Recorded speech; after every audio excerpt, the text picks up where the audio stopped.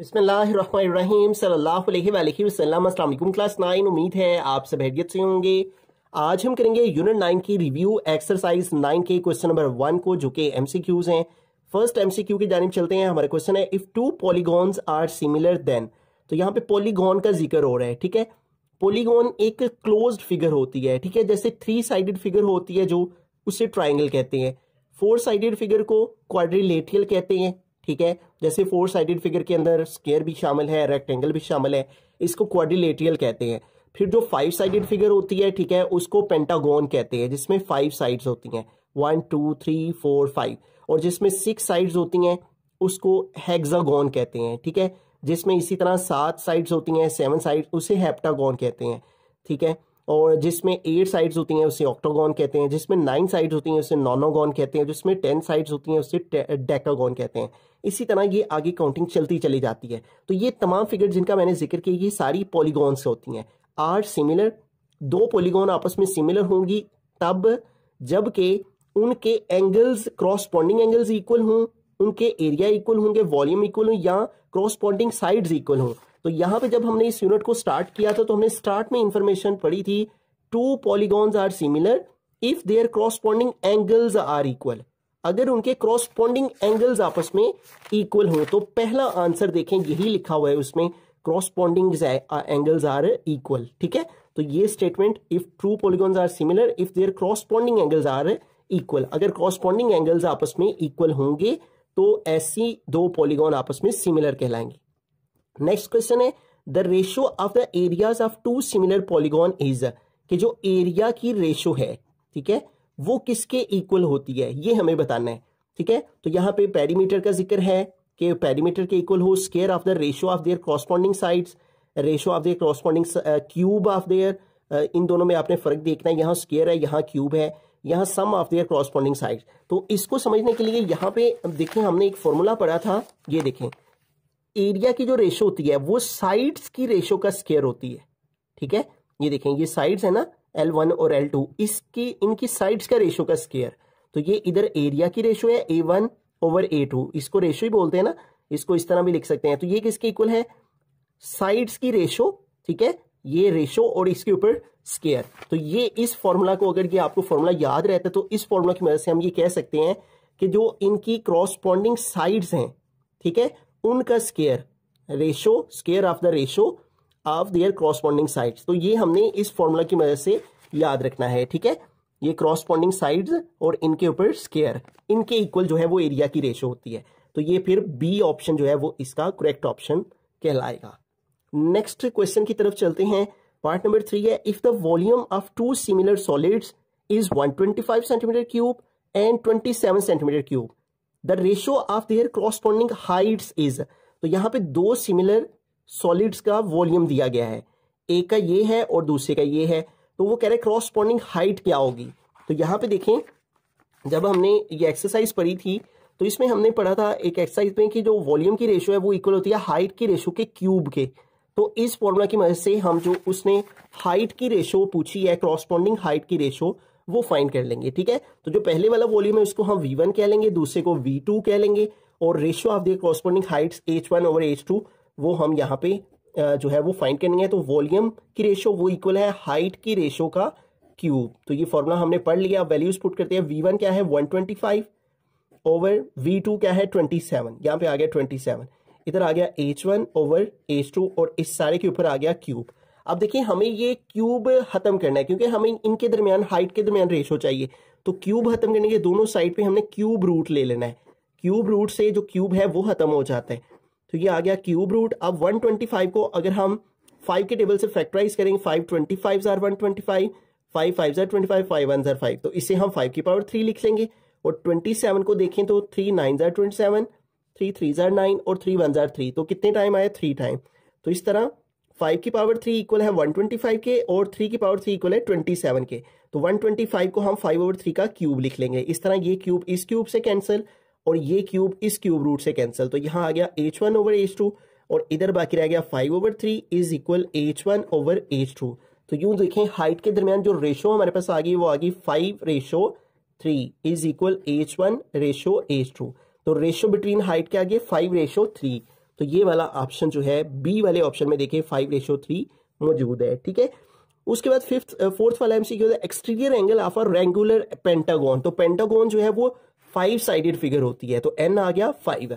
अब आपको exterior angle find करने का फॉर्मूला मालूम होना चाहिए, जो कि हमने अभी 9.4 जो हमने प्रीवियस वीडियोस में डिस्कस किया उसमें हमने पढ़ा था कि जो एक्सटीरियर एंगल है उसको फाइंड करने का ये फॉर्मूला था 360/n।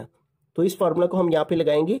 एक्सटीरियर एंगल उसने पेंटागन का पूछा है, तो हम यहाँ पे लिखेंगे exterior angle is equal to 360/n।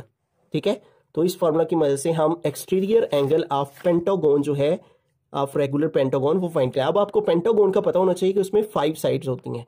360/n, n mean यहाँ पे n आ गया 5।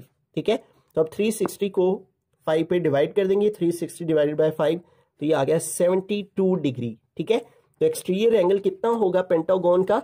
72 डिग्री। तो यूं देखें हमारे पास फिर इस एमसीक्यू का आंसर आ गया 72 डिग्री। उसके बाद नेक्स्ट एमसीक्यू की जानिब चलते हैं। ये है हमारे पास एक parallelogram has an area of 64 centimetre square and a similar parallelogram has an area of 144 centimetre square. तो एरियाज दिए गए हैं। ठीक है, 2 सिमिलर पैरेललोग्राम हैं, उनके एरियाज गिवन है। ठीक है, तो इसको अगर हम समझने के लिए यहाँ पे एक डायग्राम जो है वो ड्रॉ कर लें कि हमारे पास 2 जो है वो यहाँ पे पैरेललोग्राम बनी हुई हैं और दोनों की उसने एरियाज दिए हैं। ठीक है, तो यहाँ पे हम समझने के लिए एक पैरेललोग्राम हमारे पास ये है, इस तरह से कुछ होती है पैरेललोग्राम फिगर। ठीक है, तो ये हमने पैरेललोग्राम ड्रॉ कर ली और इसका उसने क्या दिया हुआ है, एक पैरेललोग्राम का एरिया है 64 सेंटीमीटर स्क्वायर, तो इसका हम एरिया लिख लेंगे A1 64 सेंटीमीटर स्क्वायर, और फिर जो दूसरी है उसको हम 144 सेंटीमीटर स्क्वायर उसका एरिया लिख लेंगे 144 centimetre square. If a side of smaller parallelogram is 8 centimetre, तो ये जो स्मॉलर पैरेललोग्राम है इसकी एक साइड यानी L1 ये 8 सेंटीमीटर आ गई। The corresponding side of the larger parallelogram, यानी दूसरी वाली जो लार्जर पैरेललोग्राम है उसकी साइड यानी लेंथ क्या होगी। ठीक है, तो जैसे कि अभी हमने फॉर्मूला पढ़ा है प्रीवियस जो है उसके अंदर एमसीक्यू के अंदर, तो हमने एक फॉर्मूला पढ़ा था कि जो एरिया की रेशियो है वो लेंथ की रेशियो का स्क्वायर होता है। तो इस फॉर्मूले की मदद से हम ये L2 फाइंड कर लेंगे। तो A1/A2 ये किसके इक्वल है? L1/L2 के स्क्वायर के। ठीक है, तो अब वैल्यूज पुट करें। A1 क्या है 64/A2 वो क्या है 144 इज इक्वल टू L1 क्या है 8, यहाँ पे आ गया 8/L2, ये हमें फाइंड करना है और इसके ऊपर आ गया स्क्वायर। ठीक है, अब इसको सिंप्लीफाई करें, 64/144 को वैसे का वैसे लिख लेते हैं। 8 का स्क्वायर लेंगे, 8 8 are 64 और L2 का स्क्वायर लेंगे तो L2 का स्क्वायर आ गया। अब इसकी क्रॉस मल्टीप्लीकेशन कर लेते हैं। L2 स्क्वायर को 64 से मल्टीप्लाई किया, ठीक है, और 144 मल्टीप्लाई 64 आ गया। ठीक है, अब ये देखें L2 का स्क्वायर के साथ 64 इधर मल्टीप्लाई हो रहा है तो इधर आके डिवाइड हो जाएगा। ठीक है, 144 मल्टीप्लाई 64 ओवर ये इधर मल्टीप्लाई हो रहा है इधर आके डिवाइड, तो ये आ गया L2 का स्क्वायर इज इक्वल टू 64 से कैंसिल ये आ गया 144। तो इसका स्क्वायर खत्म करना है हमने, क्योंकि L2 की वैल्यू चाहिए। स्क्वायर खत्म करने के लिए स्क्वायर रूट लेते हैं, ये इससे कैंसिल हो गया। L2 इक्वल आ जाएगा 144 का स्क्वायर रूट लें, स्क्वायर रूट ऑफ 144 तो ये इक्वल आ जाता है 12 के। ठीक है, और चूंकि L1 का यूनिट सेंटीमीटर है तो लिहाजा L2 का यूनिट भी सेंटीमीटर आएगा। तो इसका जो करेक्ट आंसर है वो फिर आएगा 12 सेंटीमीटर। ठीक है, तो आपको अगर फॉर्मूला जो है वो याद रहता है, ठीक है, कि एरिया की रेशियो लेंथ की रेशियो के स्क्वायर के इक्वल होता है, तो उसकी मदद से जो अननोन साइड थी लार्जर पैरेललोग्राम की वो फाइंड आउट हो जाएगी। रहीम 6th MCQ है the total number of diagonals in a polygon with 9 sides is.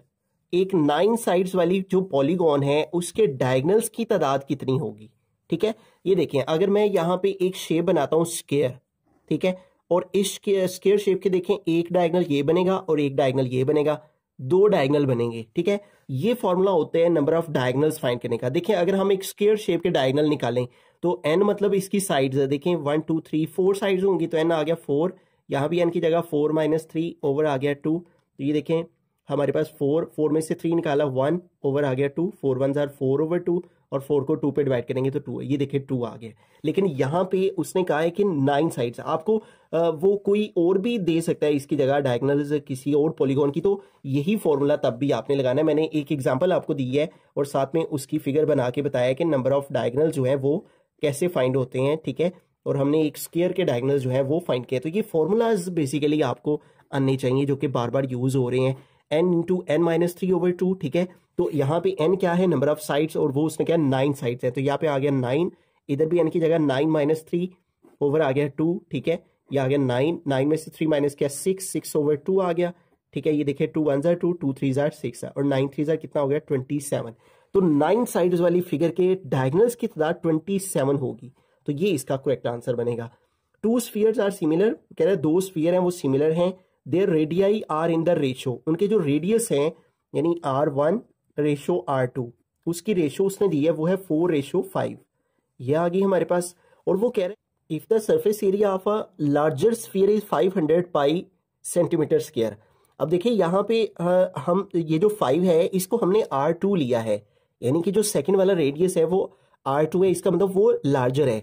तो फिर A2 जो है वो हम लेंगे किसके इक्वल, 500 पाई सेंटीमीटर स्क्वायर, ठीक है। What is the surface area of the smaller sphere, इसका मतलब स्मॉलर स्फीयर का एरिया ये हमें फाइंड करना है। अब जैसे कि हमने प्रीवियस एक क्वेश्चन के अंदर जो है वो इस फॉर्मूला को अंडरस्टैंड किया है कि हमारे पास जो एरिया की रेशो है वो लेंथ की रेशो के स्क्वायर की इक्वल होती है, ठीक है। लेकिन यहाँ पे चूंकि लेंथ नहीं दी हुई, रेडियस दिया हुआ है, तो यहाँ पे आ जाएगा A1/A2 is equal to radius का स्क्वायर, ठीक है। ये दोनों के रेडियस के स्क्वायर आ गया, ठीक है, रेडियस के रेशो का स्क्वायर। अब वैल्यूज पुट करें, A1 फाइंड करना है वैसे का वैसी ओवर A2, तो A2 की वैल्यू 500, यहाँ पे 500 पुट किया is equal to R1 ratio R2, तो इसको हम इस तरह भी लिख सकते हैं R1/R2 इज इक्वल 4/5, ठीक है।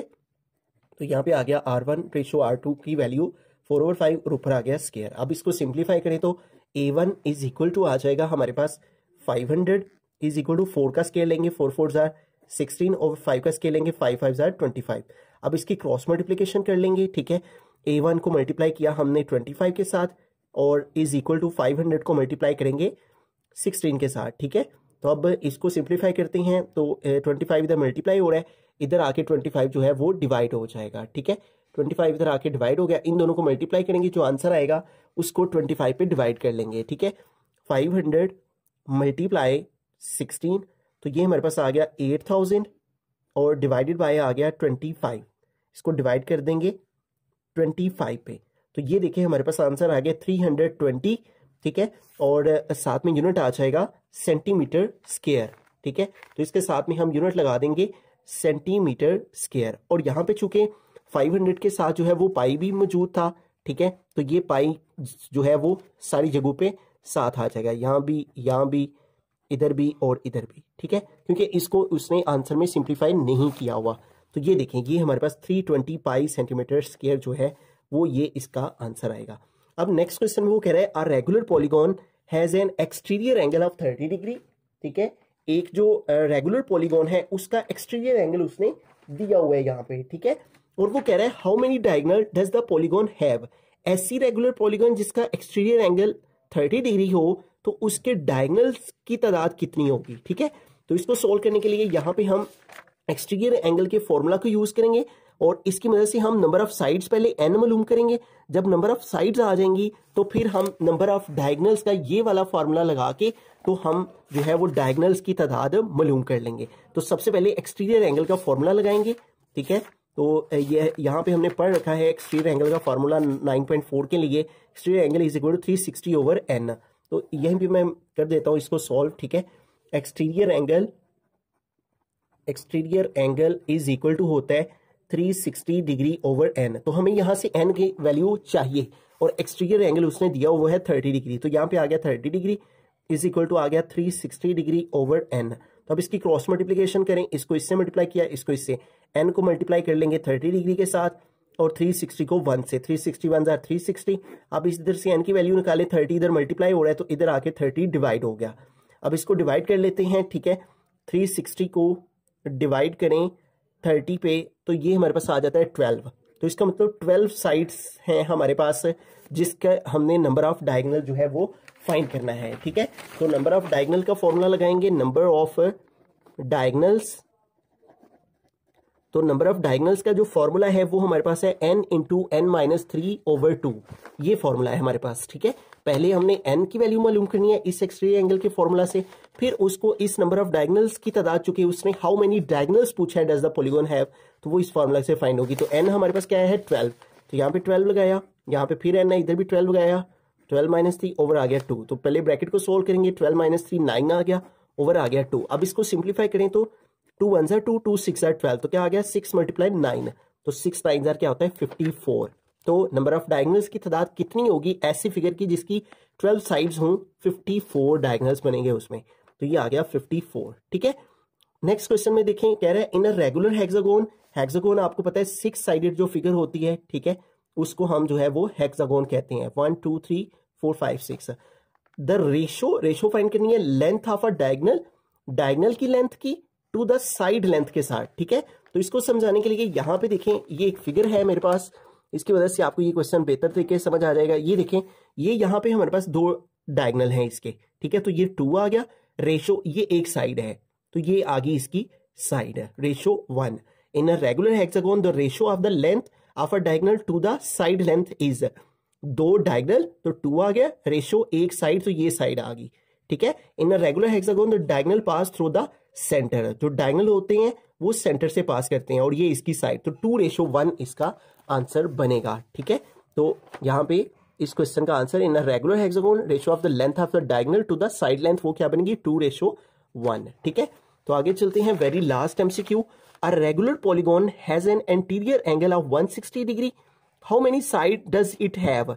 तो यहाँ पे एंटीरियर एंगल दिया गया है और उसकी साइड्स मालूम करनी है कि वो पॉलीगॉन जिसका एंटीरियर एंगल की ये वैल्यू हो उसकी कितनी साइड बनती होंगी। तो यहाँ पे 9.4 में हमने एक फॉर्मूला पढ़ा था, size of each anterior angle, और उसका फार्मूला इक्वल होता है n-2 मल्टीप्लाई 180 ओवर n। तो यहाँ पे ये इंटीरियर एंगल दिया हुआ है, हमें n मालूम करना है, तो इस फार्मूला को यहाँ पे अप्लाई करेंगे। ठीक है, तो यहाँ पे लिखेंगे एंटीरियर एंगल और ये फॉर्मूला लगाएंगे एंटीरियर एंगल, और ये इक्वल होता है n into n-2 multiply 180 over n। तो ये फॉर्मूला हमें मालूम होना चाहिए। ठीक है, n-2 मल्टीप्लाई 180 ओवर n।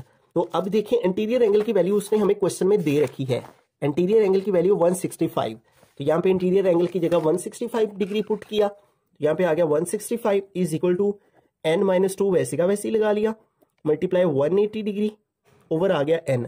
अब इसकी क्रॉस मल्टीप्लिकेशन कर लेते हैं, n को 165 से मल्टीप्लाई करेंगे तो 165n आ जाएगा, और n-2 मल्टीप्लाई 180 को 1 से मल्टीप्लाई करेंगे तो यही वैल्यू आ जाएगी, मल्टीप्लाई 180। ठीक है, अब इसको मोर सिंप्लीफाई करने के लिए देखें, हमारे पास ये जो वैल्यू है 180, ये इन दोनों के साथ ब्रैकेट वाली वैल्यू के साथ मल्टीप्लाई हो रही है, तो इन दोनों को मल्टीप्लाई कर देगा। 180 को n से मल्टीप्लाई किया 180, माइनस 180 को 2 से मल्टीप्लाई करेंगे तो 180 मल्टीप्लाई 2, तो ये आ गया 360।